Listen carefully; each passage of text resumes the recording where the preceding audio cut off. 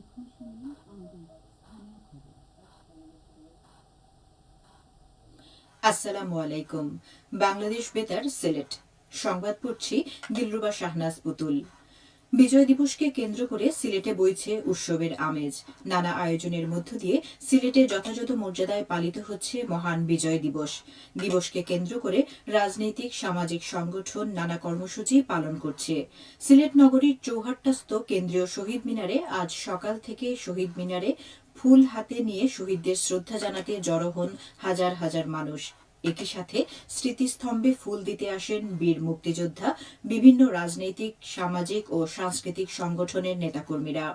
১৯৭১ সালের এই দিনে দীর্ঘ ৯ মাস মরণপণ যুদ্ধ শেষে বাঙালিরা পশ্চিমা হানাদার বাহিনীর কবল থেকে বিজয় ছিনিয়ে আনে। বিশ্বের মানচিত্রে অভ্যুদয় ঘটে নতুন ভূখণ্ড স্বাধীন সার্বভৌম বাংলাদেশের।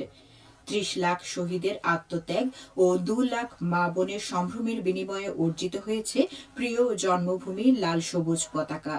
কালেক্টরেটে ৩১ বার তপধ্বনি এবং সকল সরকারি, আধা সরকারি, স্বায়ত্তশাসিত ও ব্যক্তি মালিকানাধীন ভবনে জাতীয় পতাকা উত্তোলন দিবসের অন্যান্য কর্মসূচি হচ্ছে আলোচনা সভা, মুক্তিযোদ্ধাদের সংবর্ধনা, ধর্মীয় অনুষ্ঠানে দোয়া ও প্রার্থনা, কারাগার ও এতিমখানায় উন্নতমানের খাবার পরিবেশন, আলোকসজ্জা, ক্রীড়া প্রতিযোগিতা ও সাংস্কৃতিক অনুষ্ঠান। দিবসটি উপলক্ষে বাংলাদেশ বেতার, বাংলাদেশ টেলিভিশন সহ বিভিন্ন বেসরকারি টিভি চ্যানেল ও রেডিও সমূহ বিশেষ অনুষ্ঠানমালা প্রচার করবে। সংবাদপত্রগুলো প্রকাশ করবে বিশেষ নিবন্ধ, সাহিত্য সাময়িকী ও ক্রোড়পত্র। গতকাল ছিল সিলেট মুক্ত দিবস। ১৯৭১ সালের এই দিনে পাকিস্তানি হানাদার বাহিনীর কবল থেকে সিলেট মুক্ত হয়েছিল। ১৪ ডিসেম্বর সন্ধ্যায় মুক্তিযোদ্ধারা বীরের মতো শহরে আসতে শুরু করে। অন্যদিকে শহর থেকে পালাতে শুরু করে পাকিস্তানি বাহিনীর দোসর, আলবদর রাজাকার, আল সামস বাহিনীর সদস্যরা। মুক্তিযুদ্ধের ইতিহাসে ১৫ই ডিসেম্বর সিলেটবাসীর জন্য একটি ঐতিহাসিক ও গর্বের দিন। এই দিনে সিলেটের মানুষ স্বাধীনতার স্বাদ গ্রহণ করে। রক্তক্ষয়ী ৯ মাস মুক্তিযুদ্ধের মাধ্যমে অর্জন হয় এ অনন্য গৌরবমাখা ক্ষণটি।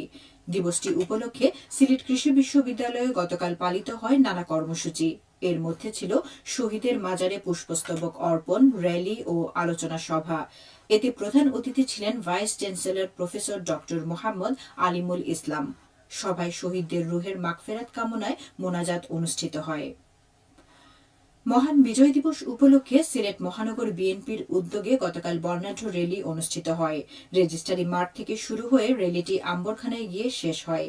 এতে প্রধান অতিথি ছিলেন বিএনপির চেয়ারপারসনের উপদেষ্টা খন্দকার আব্দুল মুক্তাদির। র্যালিতে বিএনপি ও সহযোগী সংগঠনের বিপুল সংখ্যক নেতাকর্মী অংশ নেন। মহান বিজয় দিবস উপলক্ষে ৩ দিনব্যাপী বিজয় মেলা শুরু হয়েছে গতকাল হবিগঞ্জে। এর উদ্বোধন করেন জেলা প্রশাসক। মেলায় ৩১টি স্টল অংশ নিয়েছে। এ উপলক্ষে প্রতিদিন সন্ধ্যায় সাংস্কৃতিক অনুষ্ঠান পরিবেশিত হবে। সিলেটে আইনশৃঙ্খলা পরিস্থিতি স্বাভাবিক রাখতে অপারেশন ডেভিড হান্ট এর দ্বিতীয় ধাপ শুরু হয়েছে। রাজনৈতিক সহিংসতা, অস্ত্রধারী সন্ত্রাসী তৎপরতা এবং অপরাধমূলক কর্মকাণ্ডে জড়িতদের আইনের আওতায় আনতেই এ অভিযান পরিচালনা করা হচ্ছে।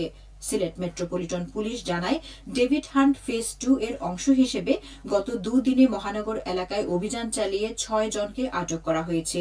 পুলিশ বলছে, আটক ব্যক্তিরা বিস্ফোরক আইন, সন্ত্রাস বিরোধী আইন ও পেনাল কোড দায়ের হওয়া মামলায় সন্দেহভাজন।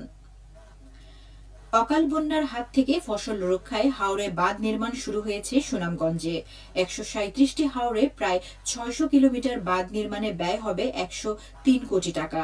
গতকাল সদর উপজেলায় কালনার হাওরে এই প্রকল্পের উদ্বোধন করেন জেলা প্রশাসক মোহাম্মদ ইলিয়াস মিয়া। এবারে শুনুন কৃষি সংবাদ। সুনামগঞ্জে বোরো ধানের চাষাবাদ শুরু হয়েছে। চলতি বছরের বোরো আবাদের লক্ষ্যমাত্রা নির্ধারণ করা হয়েছে ২,২৩,৫০০ হেক্টর। এর লক্ষ্যমাত্রা অর্জনে ১০,৫১০ হেক্টর জমিতে বীজতলা নির্ধারণ করা হয়েছে। এ পর্যন্ত জেলায় ৮৮ হেক্টর জমিতে বোরো আবাদ হয়েছে। খেলার খবর ক্রিকেট। মহান বিজয় দিবস উপলক্ষে হবিগঞ্জে গতকাল প্রীতি ম্যাচ অনুষ্ঠিত হয়েছে। খেলায় ৩৬ জুলাই যোদ্ধা একাদশ হবিগঞ্জ পৌরসভা একাদশকে ৭ উইকেটে পরাজিত করে। এতে প্রধান অতিথি ছিলেন জেলা প্রশাসক আবু হাসনাত মোহাম্মদ আরেফিন। সবশেষে আবহাওয়া। রাত 1টা পর্যন্ত পূর্বাভাসে বলা হয়েছে সিলেট সহ পার্শ্ববর্তী এলাকায় আজ কোনো সতর্কবাণী নেই এবং কোনো সংকেতও দেখাতে হবে না। আজ সিলেটের সূর্যোদয় হয়েছে 6টা 30 মিনিটে এবং সূর্য অস্ত যাবে 5টা 6 মিনিটে। সংবাদ শেষ হলো। আমাদের পরবর্তী স্থানীয় সংবাদ প্রচারিত হবে বিকেল 4টা 30 মিনিটে।